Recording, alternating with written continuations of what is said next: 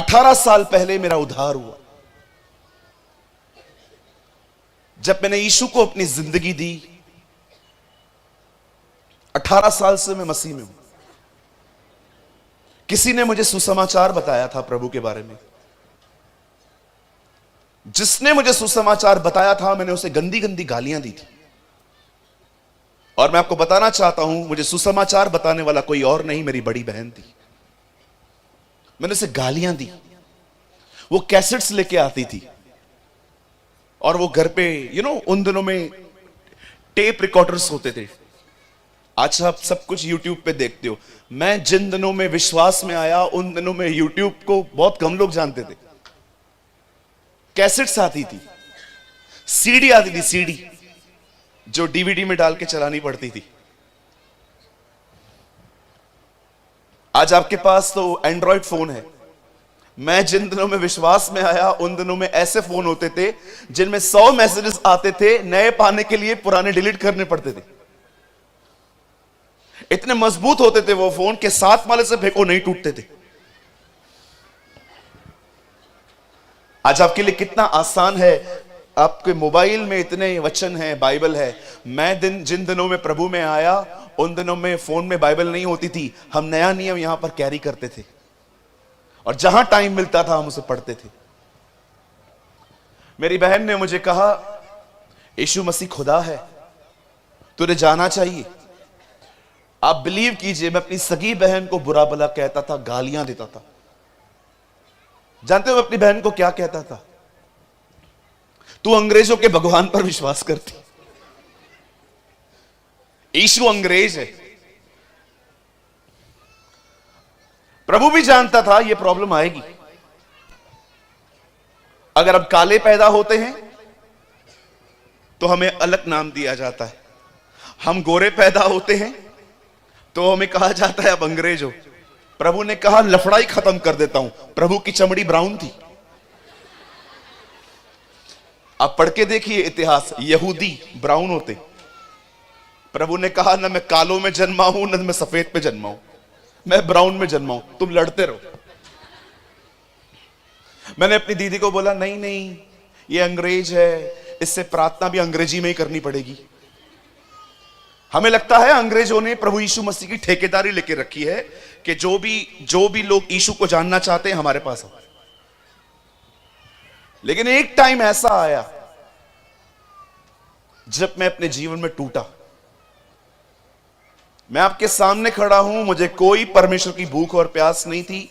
मैं उसे ढूंढ नहीं रहा था। मैं अपनी तकलीफों को ठीक करवाने के लिए वहां गया था। मुझे लगा सबको पैसे देके रखे, उसने भी ले लिए, इसने भी ले लिए, इसने भी ले लिए, चले काम करते, यीशु के पास भी जाके देखते। और मैं वहां पर गया। 6 महीने में मेरी जिंदगी बिल्कुल ठीक हो गई, सब ठीक हो गया। बट 6 महीने में मैंने परमेश्वर को बहुत गहराई से जान लिया। मैं आप में से हर एक को कहना चाहता हूं, आप बिलीव कर सकते हैं? आपके यहां पर एक स्लोगन चलता है, छत्तीसगढ़िया सबसे बढ़िया। कहते हैं ना? कहते नहीं कहते? मैं आपको बताना चाहता हूं, यीशु छत्तीसगढ़िया है। ब्रदर क्या बोल रहे हो, मार खिलाओगे तुम? मैं कैसा हूं ये छत्तीसगढ़ में आप कैसे बोलेंगे? हाँ, सॉरी, मैं कैसे हवा? हवा, ठीक है, ठीक है।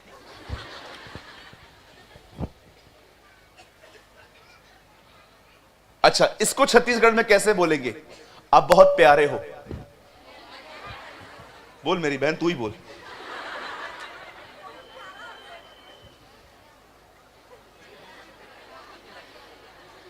बस बस, ठीक है। मैं आप में से हर एक को कहना चाहता हूं, आप आज रात को घर जाइए, छत्तीसगढ़ की भाषा में प्रभु से प्रार्थना करिए, वो सुनेगा। रुकिए, मैं क्या साबित करना चाहता हूं? जो एक ही भाषा समझे वो एक ही जाति का खुदा है। जो सारी भाषाओं को समझता है वो परमेश्वर होता है।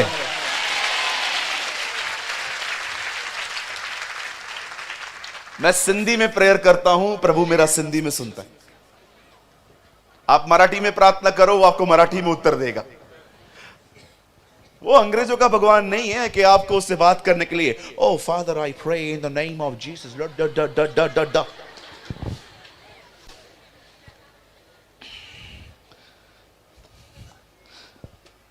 साबित करके दिखाओ ये अंग्रेजों ने लिखी है, ये हिंदी में है। साबित करके दिखाओ। मैं आपको बताना चाहता हूं जीसस क्रिश्चियंस के लिए भी नहीं आया था। अगर आपको लगता है कि आपका जन्म मसीह परिवार में हुआ है इसीलिए आप क्रिश्चियन हो, गलत। न यीशु क्रिश्चियंस के लिए आया, न यीशु गुजरातियों के लिए आया, न यीशु सिंधियों के लिए आया, न वो हिंदूस के लिए आया, न वो मुस्लिम्स के लिए आया। बाइबल बताती है वो जगत के पापियों के लिए आया। अगर आप अपने आप को मानते हैं कि आप एक पापी व्यक्ति हैं और आपको एक उद्धारकर्ता की जरूरत है, मैं आपको बताना चाहता हूं आप सही जगह पे आए हुए।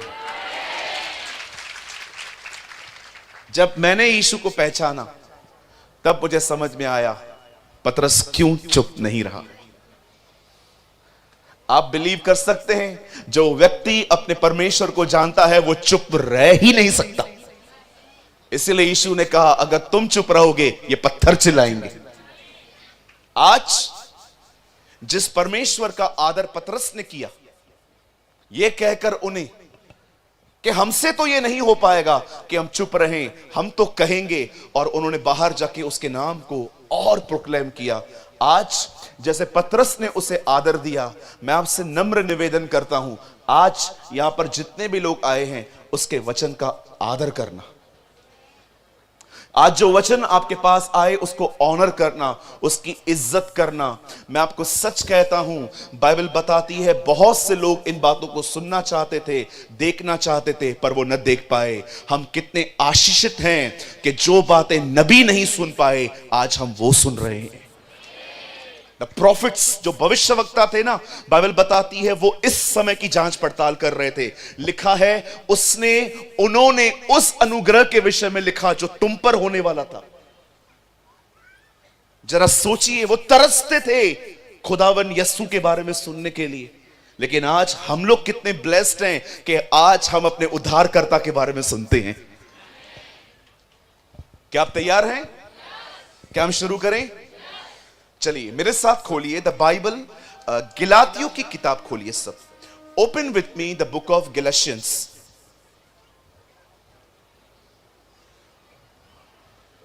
गिलातियों 3 अध्याय।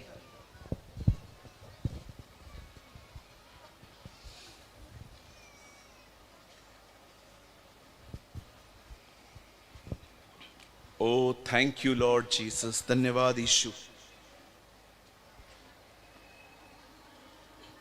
ये 2 कुरिन्थियों के बाद आता है। आप सब मेरे साथ खोलिए गिलातियों की किताब और उसका 3 अध्याय, 3 बाब। आप सब खोल लीजिए, मैं आपके लिए कुछ सेकंड्स वेट करूंगा।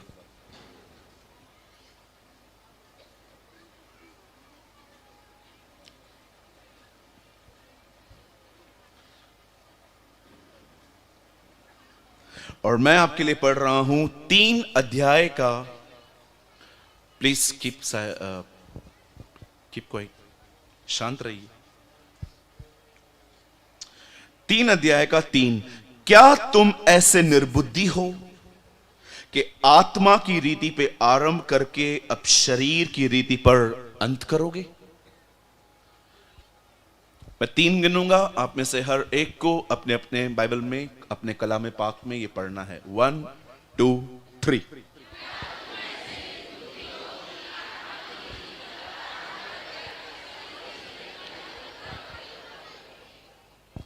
ओके, जितने लोग वहां बैठे हैं पीछे तक, गेट तक, सामने देखिए। इस तरफ, इस तरफ, इस तरफ, वो जो ऊपर नीचे जहां पर भी आप बैठे हैं अपनी बाइबल को लैप पे छोड़ दीजिए, सामने देखिए। आज से बहुत साल पहले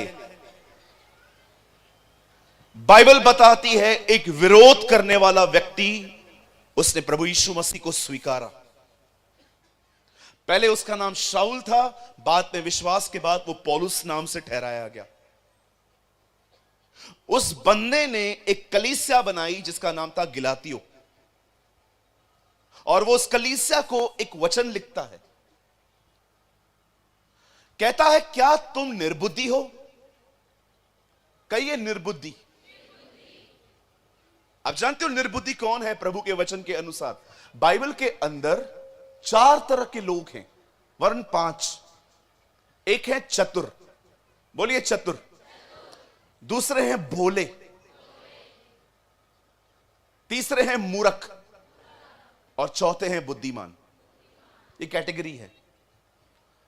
कितने लोगों ने कल चतुर के बारे में सुना था? बोलिए चतुर। हां, बहुत लोग चतुर हैं। कुछ बोले हैं, बोलो बोले। हाँ, ये बाइबल नहीं पढ़ते हैं, ये बोले लोग हैं। इनको अगर आप बोलोगे ना यीशु 5वें दिन जिंदा हुआ मुर्दों में से, ये उधर भी हां कहेंगे। इन्हें कोई फर्क नहीं पड़ता यीशु 5वें दिन पैदा हो या 6वें दिन। अगर आप इनको बोल दोगे ना अन्य भाषा नाम की कोई भी चीज नहीं है, उसे नहीं बोला जाता, ओके, नहीं बोलेंगे, क्योंकि बाइबल नहीं पढ़ते। इसीलिए वचन कहता है प्रभु का वचन पढ़कर बोला बुद्धिमान बनता है। परमेश्वर नहीं चाहता कि आप बोले बनो, परमेश्वर चाहता है कि आप बुद्धिमान बने। और तीसरे लोग हैं मूर्ख, बोलिए मूर्ख। ये बड़े खतरनाक लोग हैं। आप इनके साथ घूमोगे ना, कोड़े खाने के लिए तैयार रहो। बाइबल बताती है मूर्ख के साथ घूमेगा तुझे कोड़े लगेंगे। मेरा एक दोस्त है, मैं प्रभु को धन्यवाद करता हूं अब वो मेरा दोस्त नहीं है। मेरा एक दोस्त है, बहुत गुस्सा आता है उससे, बहुत गुस्सा, बोलिए बहुत गुस्सा। एक होता है गुस्सा पी जाते हैं लोग, सह लेते हैं ना। एक होते गाली निकालते, एक होते चीजें उठा के फेंकते, वो उनमें है। देखिएगा ना कुछ कुछ लोग गुस्से में आके फेंक देते हैं। मुझे एक दिन प्रभु ने साफ साफ कहा इससे दूर रहे, ये मूर्ख व्यक्ति है। और मैं थोड़ा ज्यादा ही आत्मिक था उन दिनों में, सबको उठा के लेके चलने की कोशिश करता था। बाद में मुझे मालूम पड़ा ये लोग मुझे उठा के लेके चल रहे हैं। अब मुझे लगता था मैं सबको उठा के लेके चलूंगा, मैं परमेश्वर बनने की कोशिश करता था। एक खुदा ही है जो सबको उठा के लेके चलता है, हम नहीं बन सकते। कहिए अपने बाजू वाले को, आप सबको उठा के लेके नहीं चल सकते। हाँ, एक दिन मैंने उस भाई को फोन किया, मेरे पास उन दिनों में 2 व्हीलर नहीं होता था। मैंने उस भाई को कॉल करके कहा ब्रदर कहां चलना है? हाँ हाँ बिल्कुल, मैं गाड़ी लेके आता हूं पास्टर भैया, मैं आता हूं। हम लोग गए और हमारा काम हो गया। हम वापस आ रहे थे, एक हवलदार ने उसकी गाड़ी रोकने की कोशिश की, चेक करने के लिए कि लाइसेंस है कि नहीं है। हवलदार जहां खड़ा था ना, वो दूर से ऐसे कर रहा था, उसके पैरों पे ब्रेक मारी, इधर तक टायर आ गया। हवलदार ने बोला पागल है क्या, दिखता नहीं है? मेरे को लग जाता तो। बोलता है लगा क्या?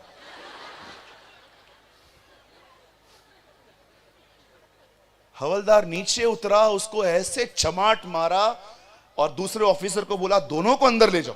मैंने बोला यार मैंने क्या किया? मुझे प्रभु ने कहा घूम और मूर्ख के साथ घूम, ले जाओ, दोनों को ले जाओ। दोनों को अंदर ले गए।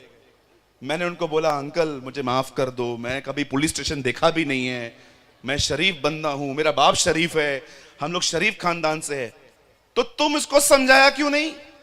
मैंने कहा अंकल मैं खुद पागल हूं, उसके साथ घूमता हूं, अभी हमको जाने दो। तो बात में आप बिलीव कीजिए, मैं पैसा देके छूटा। मैंने उस दिन घर पहुंच के उसको मैसेज किया तेरा मुझसे कोई नाता नहीं। बोलिए मूर्ख। थोड़ा मूर्खों से दूर रहो। जानते हो क्यों? मूर्खों ने ठान लिया है पैर छिलवा के ही सीखेंगे। एक होते हैं ना, आप किनको समझा सकते हो कि आगे रास्ता बंद है, मत जा, गिर जाएगा। मूर्ख बोलेगा नहीं, मैं जाएगा, मैं गिरेगा, मैं धक्के वक्के खा के फिर सीखूंगा। इसलिए लिखा है मूर्ख कोड़े खा के सीखता है। पर जानते हो हमें परमेश्वर ने क्या बनने के लिए चुना है? अपना हाथ उठाइए, कहिए बुद्धिमान। हाँ, बुद्धिमान कौन होते हैं? बुद्धिमान वो लोग होते हैं जो सामने वाले को देखते हैं कि ये कैसे गिरा है, उसमें से सीख लेते हैं। परमेश्वर ने क्यों अपने लोगों की गलतियां बाइबल में लिखी हैं? ताकि हम इनसे सीखकर बुद्धिमान बने। लेकिन अगर आप इनमें से भी नहीं सीखोगे, आप मूर्ख हो। इसीलिए यीशु ने मत्ती 5, 6, 7 प्रचार करने के बाद कहा, बुद्धिमान है वो व्यक्ति जो मेरी बातों को सुनता है, मानता है। उसने अपना घर चट्टान पर बनाया है। आंधी आएगी, तूफान आएंगे, पर वो घर नहीं गिरेगा, क्योंकि वो घर चट्टान पर बना है। Be a wise person. गिरने के लिए इंतजार मत करो, सीख लो। कैसे दाऊद छत पे गया, उसने औरत को देखा, उसके अंदर गंदे ख्याल आए, वो गिर गया। सीखो वहां से आंखों को कैसे डिसिप्लिन में रखा जाता है। लर्न। ये वो दिन नहीं है कि हमें सोना चांदी चीजों के पीछे भागना है। ये वो दिन है जब हमें अपने परमेश्वर की तरह बनना है। आमीन। अब देखिए पौल यहां पर क्या कहता है। संत पौलुस यहां पर लिखते हैं, हे निर्बुद्ध गिलातियों, वो कहता है ऐसे लोगों जिनमें बुद्धि नहीं है, किसने तुम्हें मोह लिया? Who attract you? किसने तुम्हें मोह लिया? उसके बाद वो कहता है, ये क्या सुन रहा हूं मैं? शरीर के आत्मा से शुरू किया था, शरीर पे अंत कर रहे हो। इसका मतलब क्या है? वो कहता है तुमने आत्मा से शुरुआत की थी। मैं तुम्हारे पास आया था, मैंने तुम्हें यीशु के लिए बताया था, तुम्हें पवित्र आत्मा मिला था, तुम पवित्र आत्मा से भर गए थे। लेकिन अब मैं क्या देखता हूं, तुम वापस उन चीजों के पीछे चल रहे हो जो चीजों के पीछे चलने के लिए मैंने मना किया था। सुनिए, हमेशा याद रखिए, महत्वपूर्ण यह नहीं है आपने कैसे शुरुआत की थी, महत्वपूर्ण यह है आप अंत कैसे करोगे। मैं फिर से कहूं, यह इंपॉर्टेंट नहीं है कि आपने कैसे शुरुआत की थी, इंपॉर्टेंट यह है आप अंत कैसे करोगे। आप में से यहां बहुत लोग होंगे जो परमेश्वर से पहले बहुत प्रेम करते थे। कौन आया आपकी जिंदगी में जो आप ठंडे पड़ गए? कोई लड़का, फोन, कपड़े, ये दुनिया का प्यार? कहां गए वो दिन जब आप रोते थे आराधना में, आप सुबह सुबह उठ के खुदा के साथ बैठते थे? आज आप इतने ठंडे हो गए हो कि आज आप प्रभु की तरफ बढ़ भी नहीं पाते। कौन आया आपके बीच में? आज से बहुत साल पहले परमेश्वर इब्राहिम से मुलाकात करता है, उसको कहता है मैं तुझे बेटा दूंगा। बेटा पाने के बाद इब्राहिम खुदा से ही दूर हो गया। एक दिन परमेश्वर आके कहता है, इब्राहिम मुझे अपना बेटा वापस दे, उसे बलिदान कर। लोगों को लगता है परमेश्वर इसहाक को मारना चाह रहा था। नहीं मेरे भाई, नहीं मेरी बहन, परमेश्वर इसहाक को नहीं मार रहा था, परमेश्वर इब्राहिम के अंदर इसहाक को मार रहा था। जब परमेश्वर ने देखा कि एक बंदे ने इसके अंदर घुसकर मेरी जगह ली है, तब परमेश्वर ने उससे कहा अपना बेटा दे। जिस दिन इब्राहिम पूरी तरह से कन्विंस हो गया कि हां मैं बेटा दे दूंगा, उसका वो जगह खाली हो गया। उस दिन परमेश्वर ने उससे कहा अब मुझे तेरा बेटा नहीं चाहिए, क्योंकि मैं जान गया हूं तू मुझसे प्यार करता है। You must understand young girls and boys, आज जितने जवान भाई बहन यहां पर बैठे, अपने लाइफ में ये प्रिंसिपल बनाइए, यीशु और आपके बीच में जो कोई आएगा उसे ठुकराना सीखिए। प्रेम सिर्फ चुप रहना नहीं होता, प्रेम सिर्फ गीत गाना नहीं होता, प्रेम सिर्फ कलीसिया आना नहीं होता। प्रेम जुनून है, प्रेम भूख और प्यास है, प्रेम आपको उसकी संगति में बिठाता है, प्रेम आपको उसकी और निहारना सिखाता है। That is love. ये दो गीत गा के आप प्रभु से प्रेम नहीं कर सकते। सुर निकालना सब कुछ नहीं है। Love is passion, love is longing,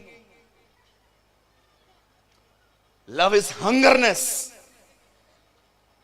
प्रेम भूख होनी चाहिए। प्रेम आपको रहने नहीं देता जब तक वो आपसे बात न करे। आज बहुत से लोग हैं जिनकी शुरुआत बहुत अच्छी थी, अंत खराब हो रहा है। आप देखिए आजकल कलीसिया के अंदर, बहुत सारी जगहों के अंदर आप देखिए हालात क्या हैं। लोग चलती हुई सभा में फोन यूज करते, कलीसिया के अंदर लड़के लड़कियां बात करते हैं गलत बातें।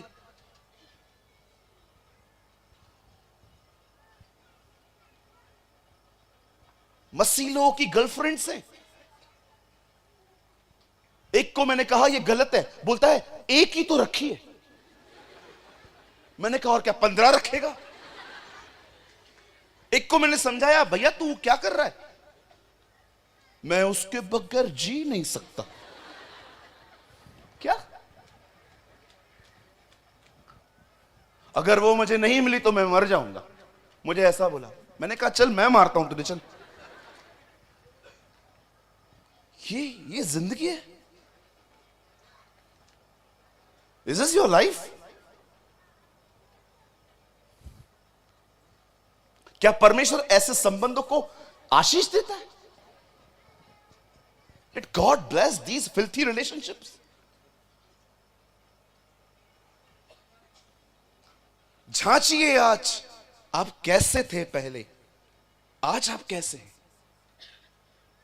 कैसे शुरुआत की थी आपने, और आपका अंत कैसे होना है?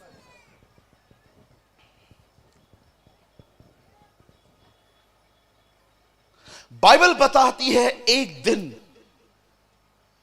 शाऊल राजा अपनी सेवकाई में खत्म हो गया। जब उसका आज्ञा पालन खत्म हो गया, परमेश्वर उससे फेडअप हो गया। फेडअप का मतलब होता है परमेश्वर ने उस पर आशा छोड़ दी। परमेश्वर ने देखा ये बंदा मेरे खिलाफ काम करता है, और बाइबल बताती है उसने एक लड़के का अभिषेक किया जिसका नाम था दाऊद। आप जानते हो दाऊद का अभिषेक हुआ, दाऊद ने गोलियत को मारा, एक बड़े दानव को। उसने सिकलग में लड़ाइयां जीती, उसने ए नगर जीता, उसने हेब्रोन जीता, उसने पूरे इज़राइल पर जंगे कर करके फतेह पाई, उसने सब कुछ किया। पर आप जानते हो यही दाऊद जब अपने बेटे के डर से यरूशलेम छोड़ के भाग रहा था, तब भागते भागते उसे एक व्यक्ति मिलता है। उसने उसे कहा तू कुत्ता है। उससे दाऊद को पता है क्या कहा? You are a dead dog, तू एक मरा हुआ कुत्ता है। उसने, वो शाऊल के खानदान का था, और वो उसे ऐसे से कह रहा था।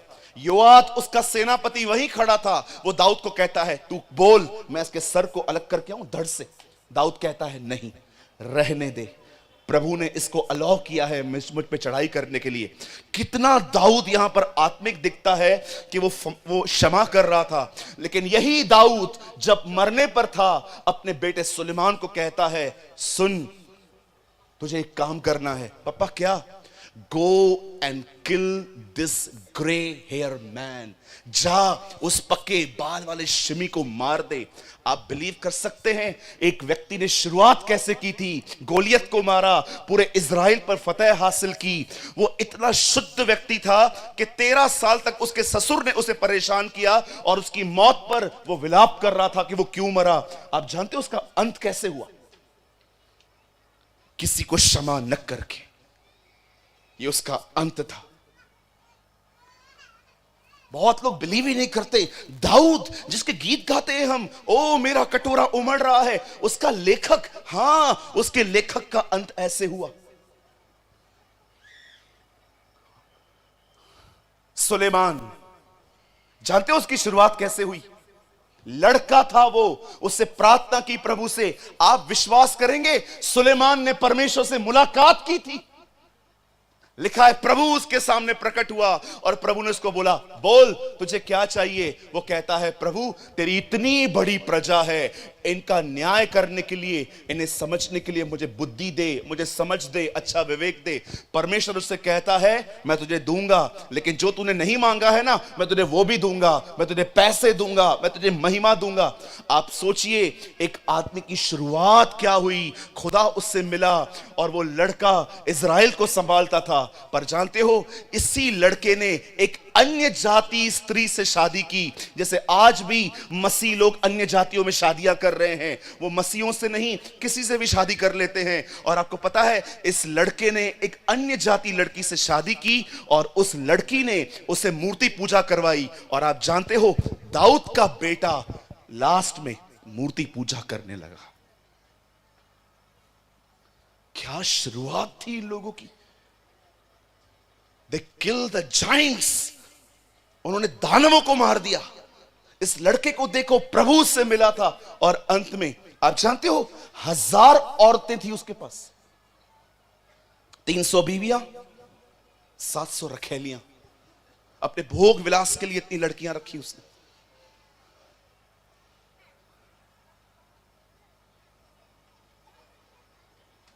नोहा, कितने लोग जानते हैं नोहा कैसा था। एक ऐसा व्यक्ति जिसे परमेश्वर बात करके कहता है, सुन, ये पूरा नगर, ये पूरी दुनिया पाप कर रही है। लड़का लड़के से शादी कर रहा है, लड़कियां लड़कियों से शादी कर रही हैं, पूरी फॉर्निकेशन बड़ी पड़ी है। मैं इस नगर को, सब पूरी दुनिया को खत्म करने पर हूं, पर तू बोर्ड बना, मैं तुझे बचाऊंगा। 120 साल इतिहास कहता है, नूह ने उस जलयान को बनाया और वचन कहता है उस आदमी का जल में यान उठाया गया। बाइबल बताती है 5 महीने तक उसका जहाज पानी के ऊपर तैर रहा था। उसके बाद वो नीचे उतरा। वो व्यक्ति जो सबको खत्म होते देखने के बाद, वो पहला जन्म, वो व्यक्ति जिसको सौभाग्य मिला, जिसको ये मिला कि वो पूरी दुनिया को अकेले देखे। पर जानते हो, जैसे वो बाहर निकला, उसे घमंड हुआ, मैं अकेला हूं। उस घमंड में उसे शराब पी ली।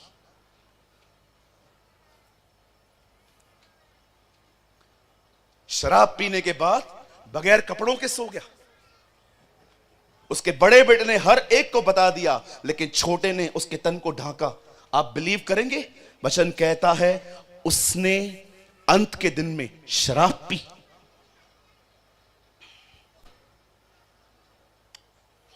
क्या शुरुआत की दाऊद ने, क्या शुरुआत की सुलेमान ने, क्या शुरुआत की नूह ने। कितने लोग गिदोन को जानते हैं। His name was Gideon.